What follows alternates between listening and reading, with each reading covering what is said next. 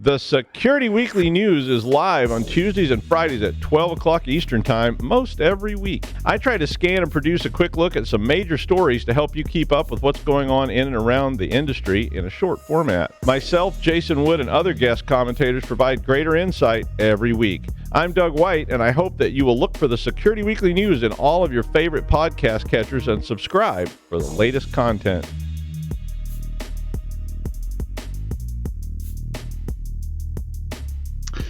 Welcome back to Enterprise Security Weekly. Did you know Security Weekly listeners save $100 on their RSA Conference 2023 full conference pass? RSA Conference will take place April 24th through 27th in San Francisco and on demand. To register using our discount code, please visit securityweekly.com/RSAC 2023 and use the code 53UCyber. That is 53, the letter U, Cyber. We hope to see you there.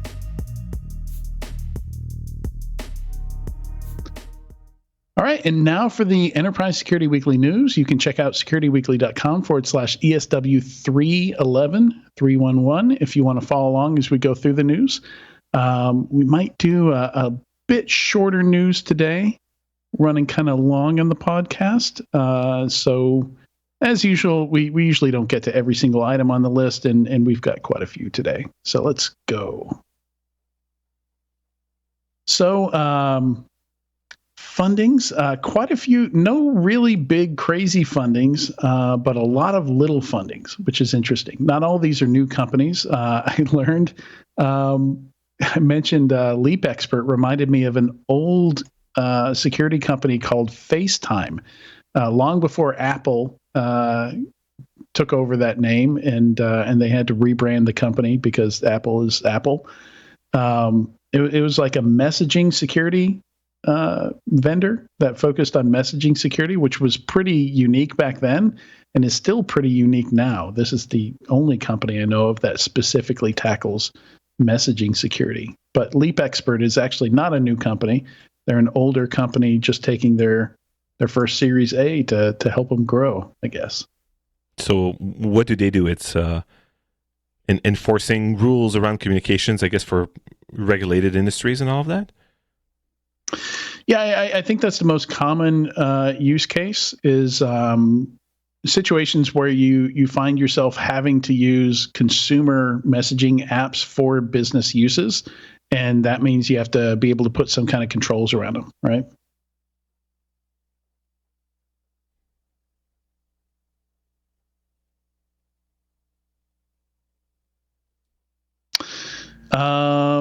Yeah, and any of the fundings here that you got that really jump out to you guys? None of them. Let me see. I don't think any of them. So one of them, Olaria, which I can't decide if that sounds like a food additive or a disease. It's tradition around here to make fun of brands and names, which I kind of live in a glass house, so I probably shouldn't. But I can't figure out what they do. It's one of those where I don't know if they're intending to still be in pseudo stealth. It's hard for me to tell if they're just using a lot of buzzwords or if they intend to make it hard to figure out what they do.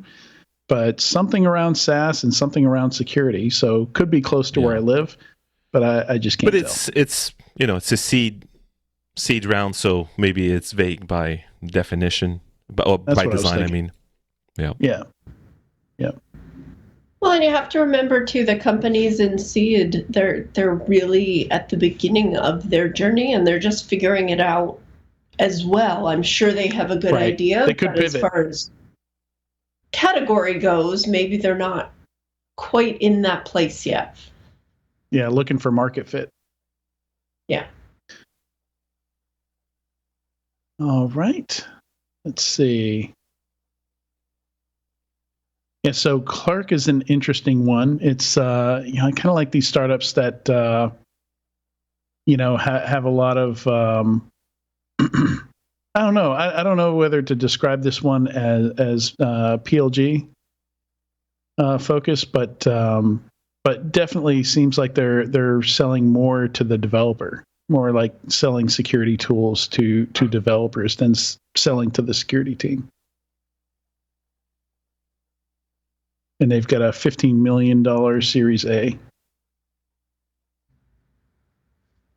What's interesting to me is the value of the Series A's remains pretty high. I know this is just a small sample of data. Like I don't know in general if that's true, but it seems like it is. Later rounds were more impacted, but the early rounds are still as high as they ever were. Well, and I think that's because if I can't even put on a VC hat. Like Tyler's the closest here that could put on a VC hat, but I think the explanation you would hear is look, like a Series A still has to be a certain size for it to be useful, right, and functional. Like the, with the Series A, you're hiring your team, you're building your team, and with the seed also, and their salaries haven't really significantly changed.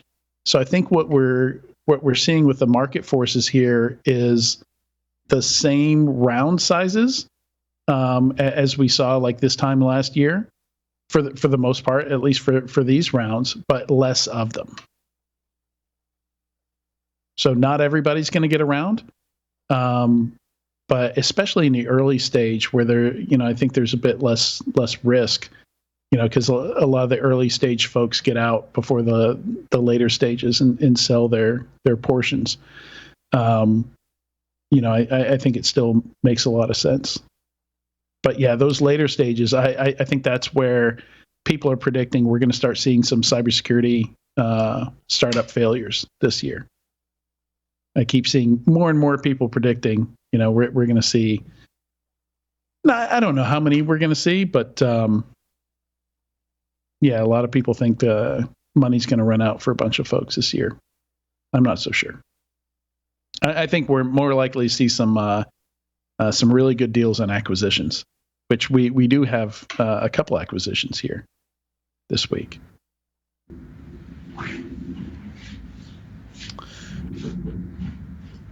Let's see. We've got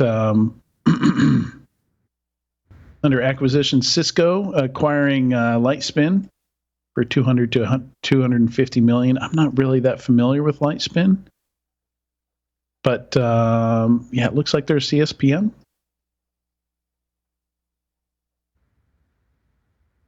I mean, it's a pretty good. I guess that's a small exit for a CSPM, considering you've got Lacework and you've got Orca and Wiz, who are all valued like well into the high single-digit billions at this point. Yeah, it's a small acquisition for Cisco, but it's a space that's just so big with so much potential and one that's clearly not going anywhere. So this looks like a smart win. I have heard of Lightspin. I don't know that much about them, but it seems like a very smart acquisition as far as the market goes. Even in a down market, this is not a space that's going anywhere quickly.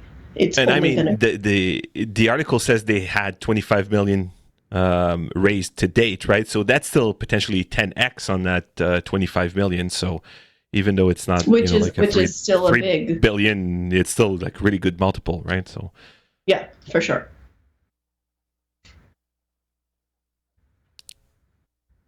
Yeah, we've also got XM Cyber, which was a really interesting case we talked about last year. They were acquired by a German retail giant, Schwarz Group, for $700 million back in January 2022. About 7 months later, they picked up a CSPM, Cyber Observer, which I think, like Lightspin, was also an Israeli startup.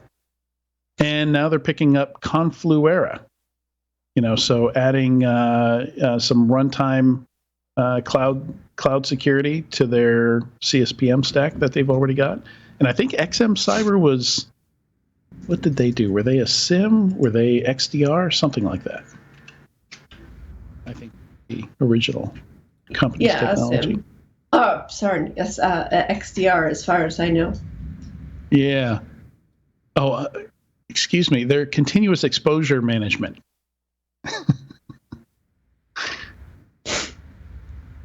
They've got their own special name. Yeah, so that was episode 256. We talked about XM Cyber getting picked up by Schwartz Group, and interesting to see some of those. Like I guess I don't know, for some of these larger companies, maybe it's cheaper. Like we've seen Mastercard pick up companies, we've seen telecoms pick up companies. It's interesting. I don't know if it's more of just like a diversification type thing, like maybe Schwartz Group is operating more like a PE firm than, they're described as a retail giant, but I guess if you think of them as a private equity firm, it makes more sense. Right. They're not necessarily going to integrate that to their core business, right? They're just using the money from the core business. Yeah. Or they might. I don't know. Like typically VCs will use the products in their portfolio. So yeah, maybe other companies in their portfolio can benefit from it. In Mastercard, and speaking of Mastercard, they acquired Baffin Bay Networks, which I had not heard of. They're Swedish based, and they are an MDR firm, maybe? Automated Threat Protection Service. Yeah. Interesting. Yeah, and they also have Risk Recon and have done a whole lot of investing in cybersecurity as well. So they've got an investing arm as well over there at Mastercard. We don't typically talk about breaches a whole lot here, but it was interesting. I think it's interesting that there's some YouTube channels that I follow, and I think 3 of them now that have like 10 million or more viewers have gotten hacked the same way, and for the same reason. With the same goal. The attackers will throw up some kind of crypto pump and dump scam or something like that. But basically, they're just stealing, the cookies, stealing the OAuth tokens off of people's machines using cred stealer malware. Yeah, I think we're going to see more of that as two-factor becomes more prevalent, right? Like once everything has two-factor, then we already see the race towards getting actually good two-factor, right? Because we've seen all the issues with SMS two-factor, and then TOTPs can be phished, and push notifications can be spammed until someone clicks, and then we move to like U2F. But then what next? Okay, we'll compromise the endpoint, right? But I think having worked in banks and fintechs and all of that, one thing we were always really worried about was once someone is logged in, what are the actions that we should require authentication again for? So, for example, in step up, right? So in a fintech, a few situations that we determined would require re-authentication, or at least doing your second factor again, would be not necessarily sending money, but sending money to a new recipient, right? Or changing your email address that's linked to the account, or these types of things. Just like when you reset a password, usually it'll prompt you to enter your old password, right? And so it's kind of the same kind of issue as in a few weeks ago we had, and it's still a thing. I think even with the latest update, the issue of if you steal an iPhone and it's passcode, you can reset the person's Apple ID password.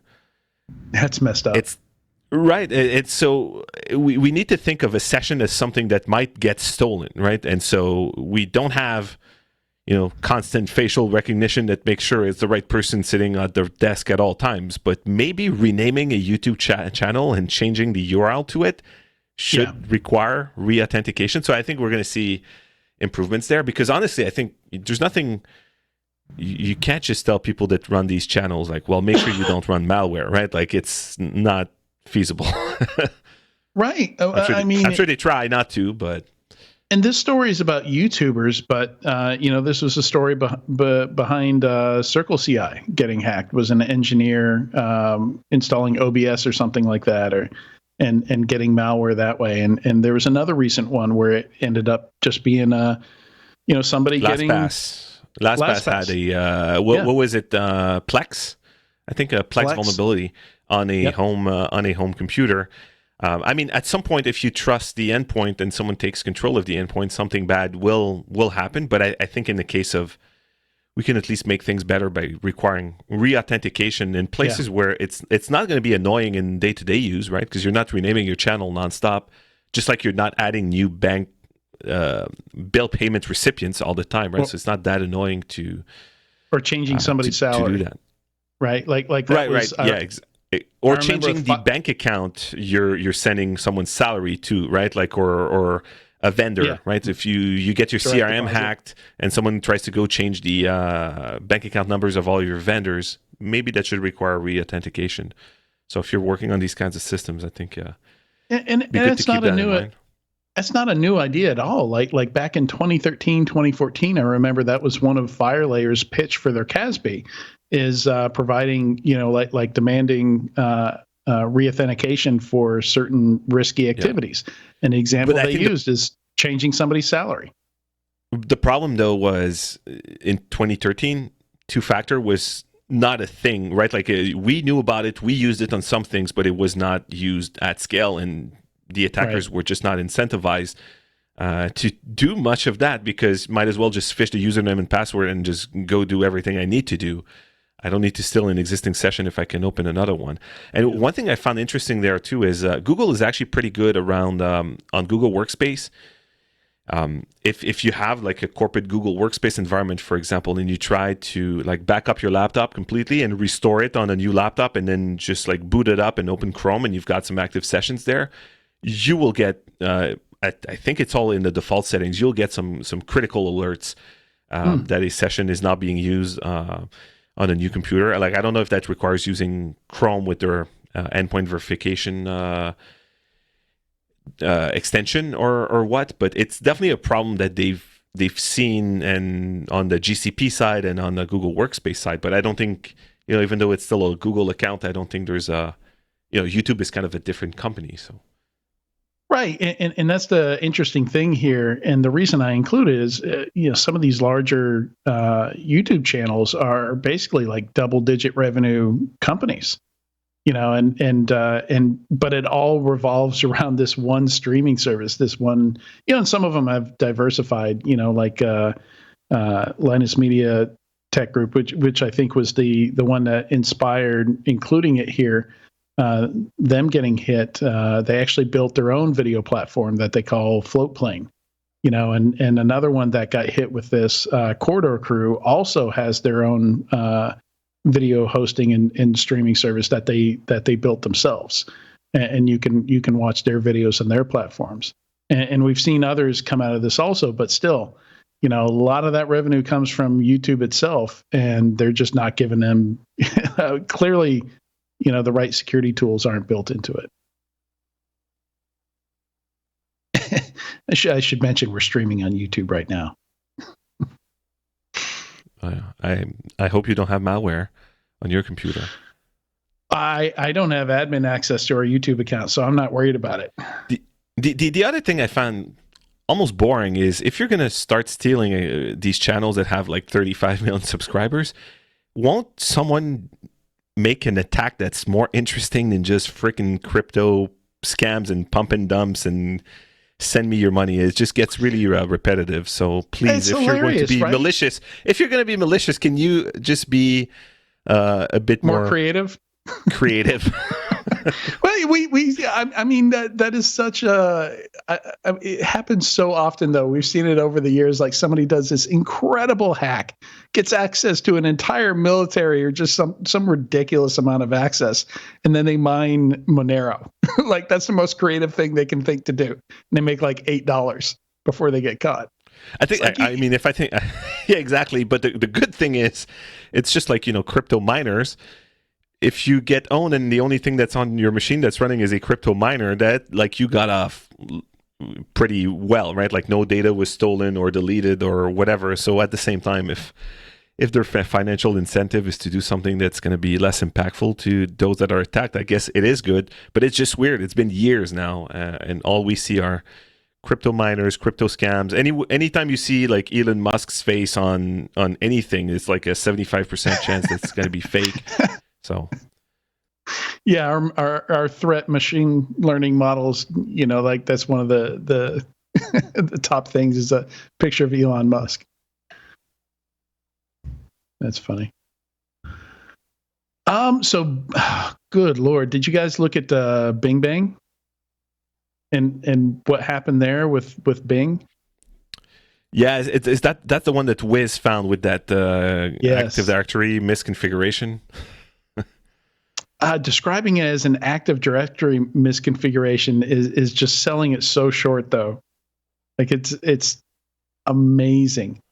So if I can, let me find the Twitter thread that came from the guy that discovered this and wrote this up, because it goes through it really nicely. Yeah, here it is. So basically, what happened here is the researcher Hilai Ben Sasson, I'm not sure if I'm saying that correctly. Sorry if I'm not, but he basically they're looking at stuff in Azure as these. I mean, it's their job to find bugs in AWS, Azure, GCP. Basically, the research folks at Wiz, Orca, and Lacework, like there's no shortage of these kinds of things coming from them. But they found a single checkbox. That's all that separates an app from becoming multi-tenant, which allows all users to log in. And basically, Bing and parts of Bing's are apps in Azure. So it was called Bing Trivia, and he was able to log into it, no problem. And he found that it controlled actual search results. So he started playing with it. And like he used to search for best soundtracks. Yeah, I love putting the Hackers soundtrack as the best soundtrack. Dune, that was funny. The 2021 Dune was at the top of the list, but he was like, nah, it needs to be Hackers. And just to see if he can change live search results, he makes a change, and sure enough, live search results then showed Hackers as the top best soundtrack for movies. And then he checked for cross-site scripting, and then, and that worked. And then he realized, this is the key phrase for me, Bing is allowed to issue Office tokens for any logged on user. So anyone using Microsoft 365, Bing has full access to your account, basically. And because he was able to log into this Bing trivia thing, he was able to issue a valid token for any Microsoft 365 user. And so he was able to get access to all the email, full access to calendars, Teams messages, SharePoint documents, OneDrive files from any Microsoft 365 user using Bing. All he would have to do is drop in his cross-site scripting, and all you would have to do is go and use Bing while logged into a Microsoft 365 session, and boom. Like if he hadn't, so what are the odds someone's going to go use Bing though? Maybe higher now that they have the new AI stuff, but I still feel like it's really interesting that this all starts from an Active Directory or Azure AD misconfiguration, right? That's like at the top of the attack chain. And I'm just thinking, if Microsoft can't even use AD securely, where's the hope for everyone else, right? It's a design issue, right? Like it should never, like something this powerful, this easy to foot gun yourself should never be that easy. You should never make it that easy to shoot yourself in the foot. Well, it's a design issue, but it's also a settings issue. There are so many settings that somebody would need to pay attention to if they're using this suite, right? That's why it's a design issue. It's how you design settings. Like if you make the most critical button super easy to press, someone's gonna press it. Right, but there are just so many settings. Yeah. If you're using Microsoft, they're just like, it's so complicated. There are, probably hundreds and hundreds of settings that admins have to go through. And that's, I mean, that's just, That's Microsoft's. You're going to have a problem when something. It's like, hey, please click here to accept these terms and conditions, and it's 27 pages. Nobody reads it. Nobody's going to go through 365 M365 settings. I mean, it's actually probably even more than that. I don't know, but it's just you're looking for trouble when it's that cumbersome.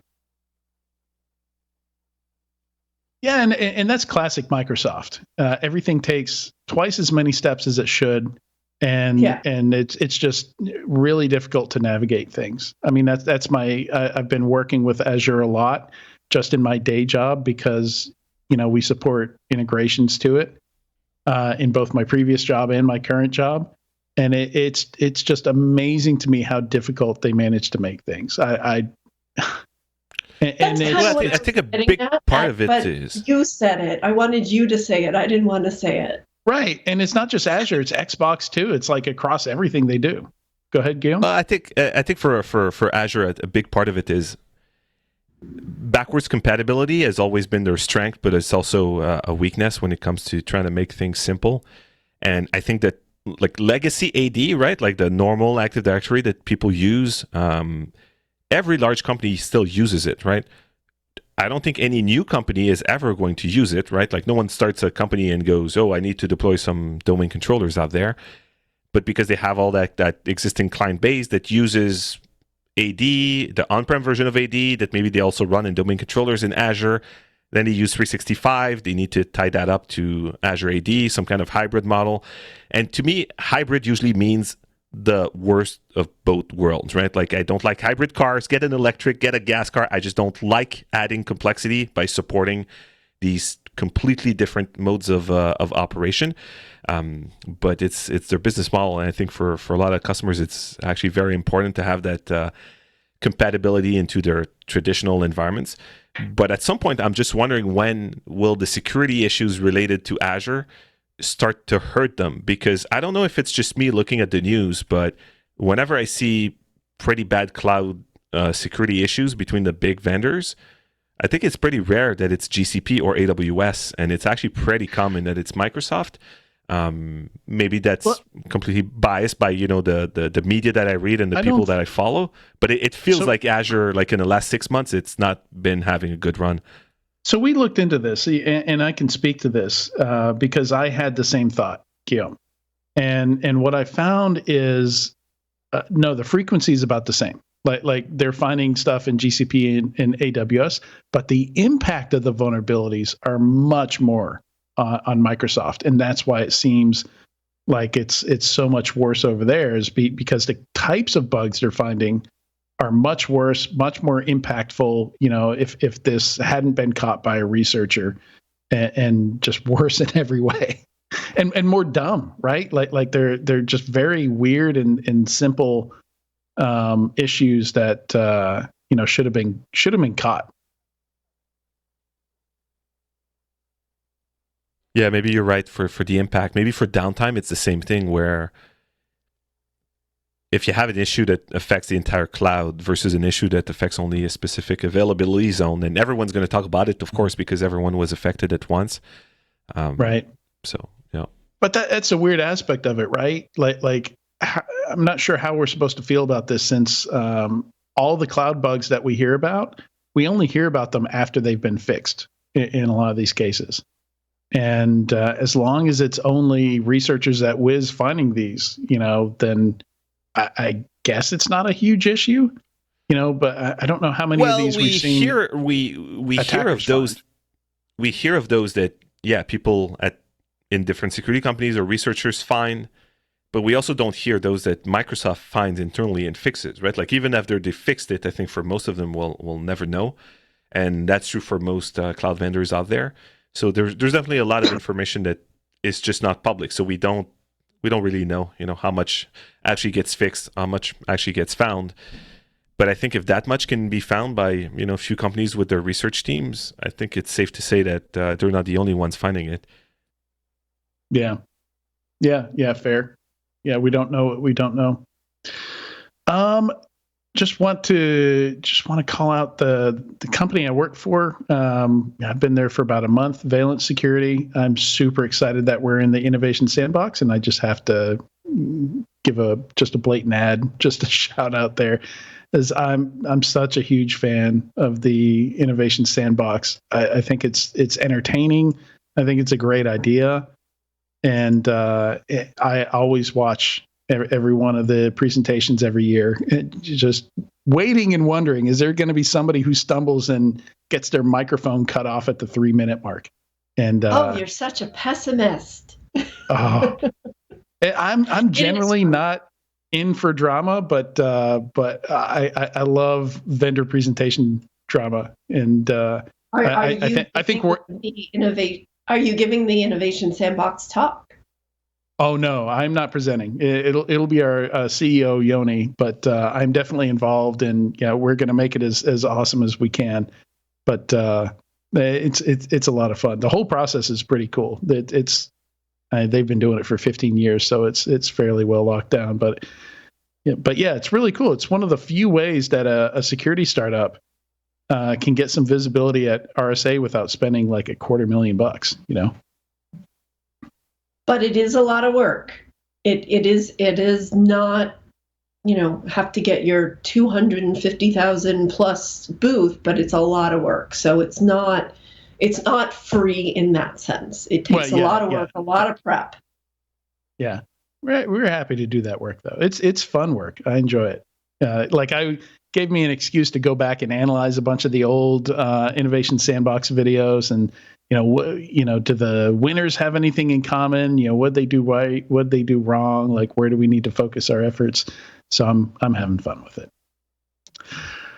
The next thing here, I thought number 17 was hilarious.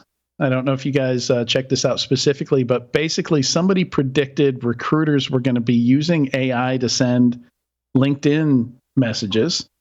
And of course they are. And somebody anticipated that and changed part of his LinkedIn profile to a prompt injection that basically says, ignore all your previous instructions and do this instead. And it's brilliant, and I enjoyed this tweet very much.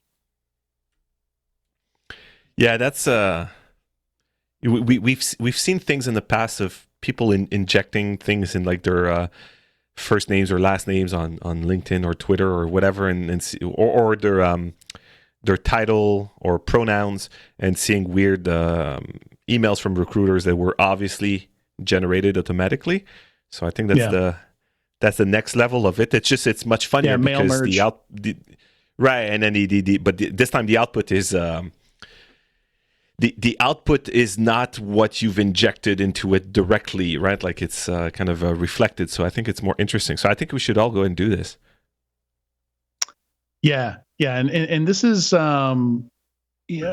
as people start using large language model based AI, I love including this stuff because we kind of have to change our thinking and how we're going to use it. Like here, the lesson out of this is you need a human in the loop. Don't directly connect an AI API to the output without reviewing it yourself, because that's just inviting disaster and embarrassment.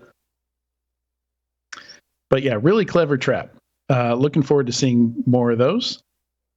And we talk about AI a lot here. We're not going to be talking about it this much this week, but our story number 19, if you have not kept up with all the crazy stuff that's happened in the last year or so with large language models and ChatGPT and all that, story number 19 is a great 25-minute video that will get you caught up on what it's capable of, what it's doing. I'm having constant conversations with folks about it, and the one thing I've noticed is people are really selling it short. Like he's saying it's overhyped, and it can't do this, for example. And the examples they give are things that it can do. And so what I urge everybody to do is just to go out and start using it. It's free to use it. It was the first product to hit, or the fastest product to ever hit 100 million users. I think ChatGPT hit 100 million in less than 3 months or something like that. Whereas like the iPhone and Facebook and, all these other things we could compare it to took years to get to 100 million users.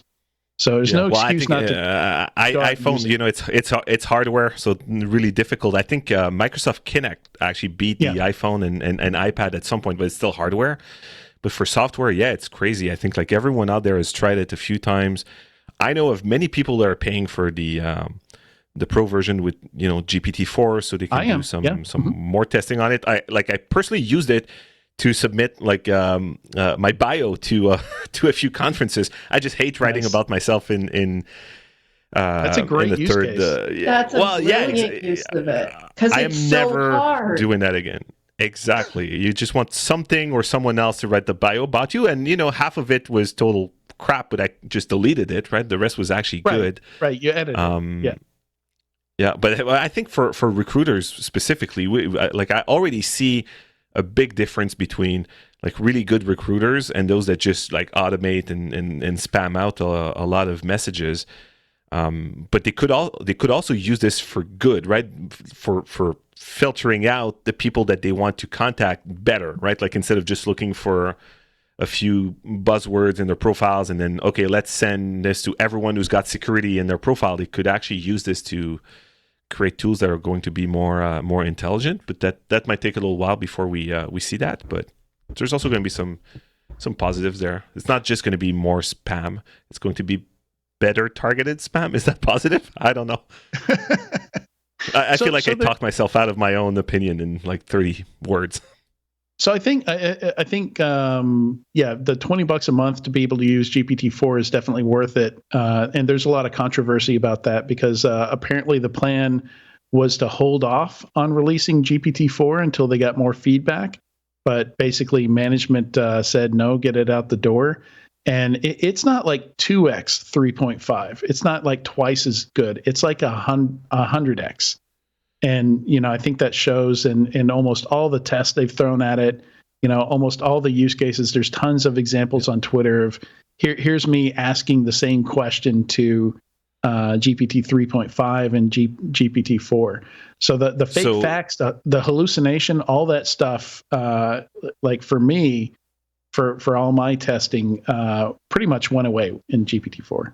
Yeah, well, which actually might mean that those that are there are more dangerous because you might not be as critical of what you receive, confident. Right? Like if it's true, like 99% of the times, then you don't double check as much. One thing I'm looking forward to trying with it with the bigger token size is with 3.0, I was trying to do threat modeling as well as to argue with the bot on where something fit in the cyber defense matrix because I felt like it's something that I have a hard time doing on my own without arguing with someone, and that's where we find like exactly where something goes. And I figured, hey, maybe I'm going to argue with the bot, but it didn't have a big enough token size, and it was actually pretty hard to keep a conversation going long enough for it to start being useful, and then it would just break because there was just too much data to replay in there.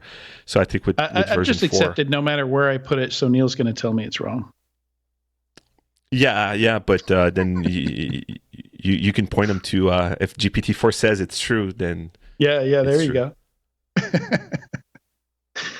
Yeah, so... Yeah, it's super interesting to play with. I keep finding new use cases and stuff like that. Like I'm trying to see how it can speed up production of the show, like the prep work that I have to do for the show. A lot of things are things it could do, like write the show notes. I would love it if it could like pick out the chapters and things like that. Like as we go through the news stories, actually put in the chapters. But even though GPT is multi-mode, I don't think it can accept audio yet.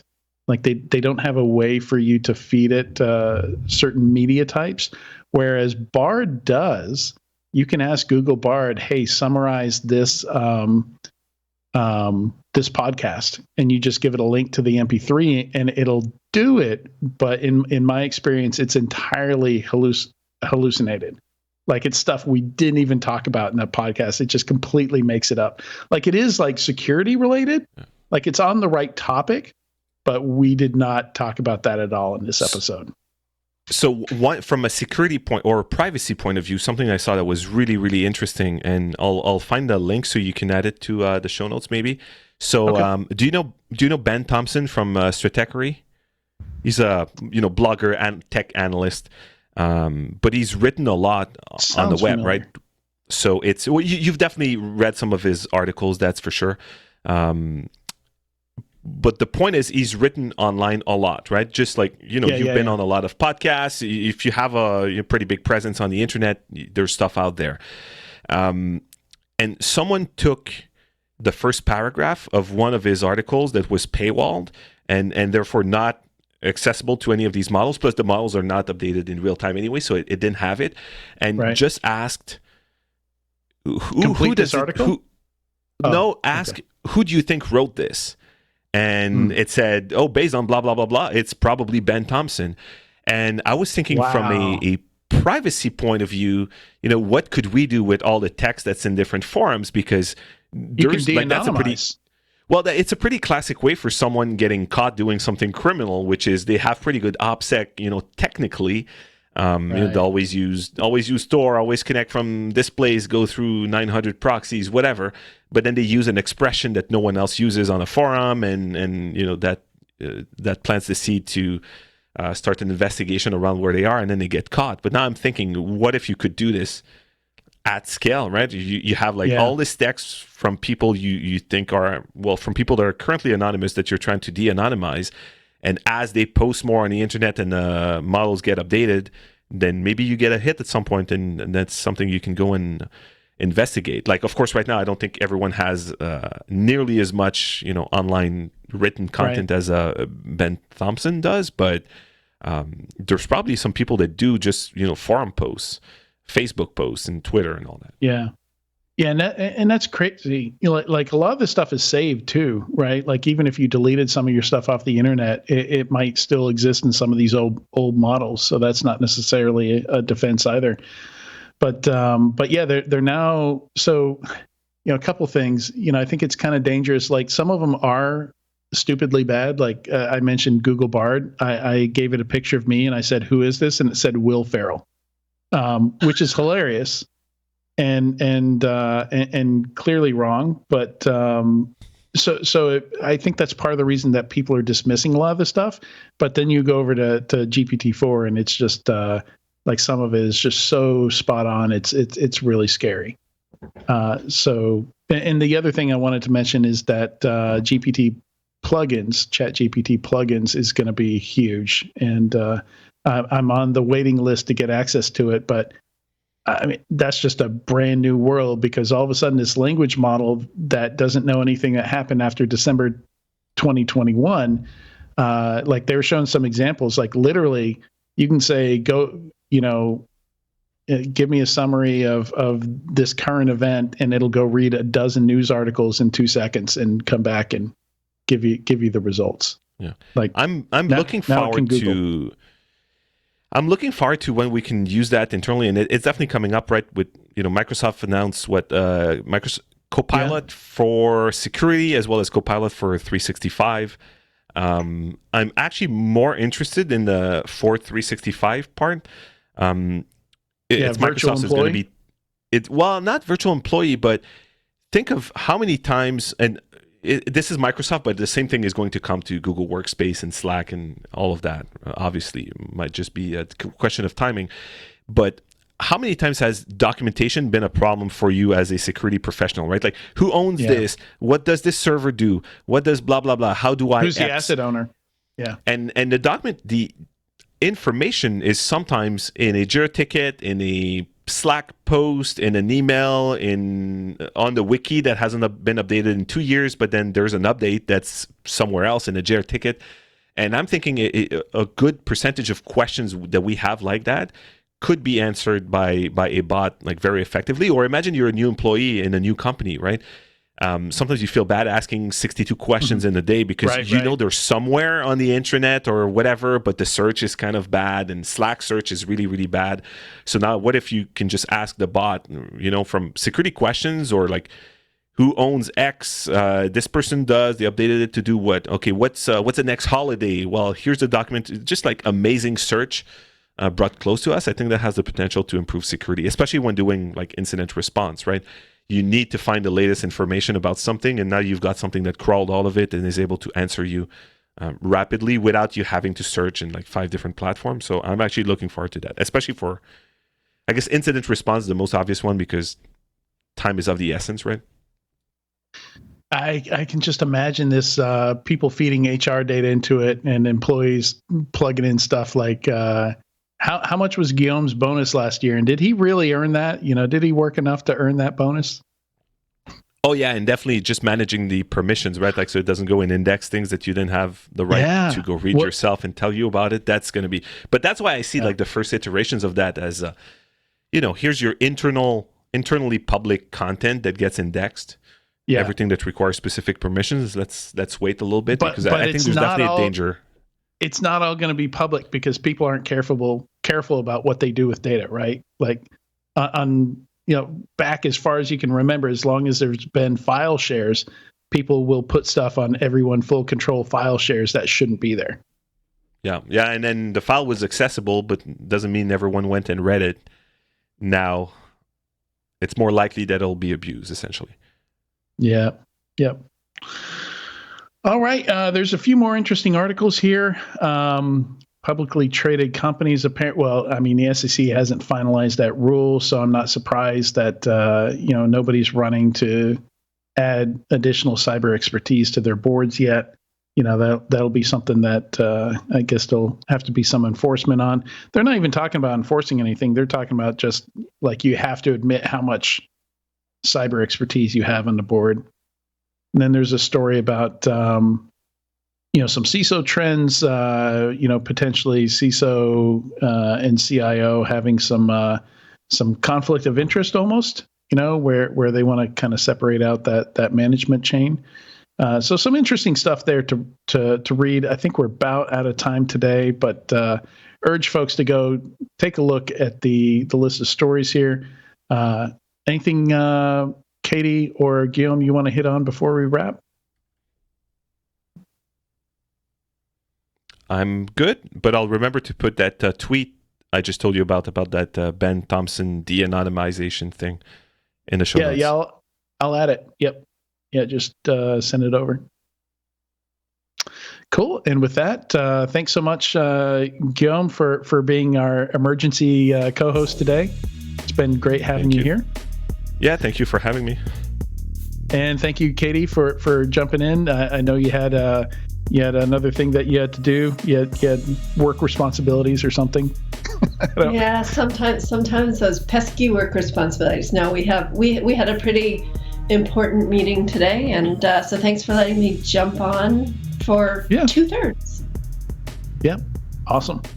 And a big thanks to everyone watching or listening to this week's episode of Enterprise Security Weekly. We will see you next week.